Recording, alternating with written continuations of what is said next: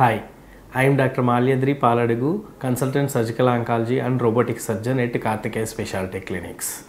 చాలా మంది మన దగ్గరికి వచ్చి ఒకసారి క్యాన్సర్ కన్ఫర్మ్ అయిపోయింది కదా నెక్స్ట్ ట్రీట్మెంట్కి వెళ్ళాలి అన్న హరీలో ఉంటారు. అలా వెళ్ళకూడదు. వాళ్ళకి వన్స్ డయాగ్నోజ్ అయిన తర్వాత స్టేజింగ్ అనేది చేసుకోవాలి. క్యాన్సర్ స్టేజింగ్ అన్నది ఎందుకు అంటే పేషెంట్ ఏ స్టేజ్లో ఉన్నాడు, 1లో ఉన్నాడా, 2లో ఉన్నాడా, 3లో ఉన్నాడా, 4లో ఉన్నాడా అనేటటువంటి స్టేజ్ను బట్టి నెక్స్ట్ ట్రీట్మెంట్ ఆప్షన్ అనేది డిసైడ్ అవుతుంది. ఏదైనా సర్జరీకి వెళ్ళాలా, లేదా కీమోథెరపీకి వెళ్ళాలా, లేదా రేడియేషన్కి వెళ్ళాలా, లేదా కీమో ఇచ్చి ఆ తర్వాత సర్జరీకి వెళ్ళాలనేటటువంటి ట్రీట్మెంట్ ఆప్షను స్టేజింగ్ మీద డిపెండ్ అయి ఉంటుంది.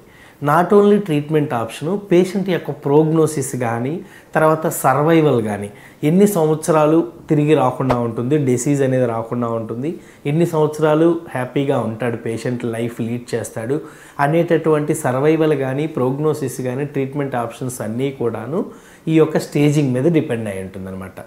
Don't be in a hurry to go for treatment without doing a staging. Thank you.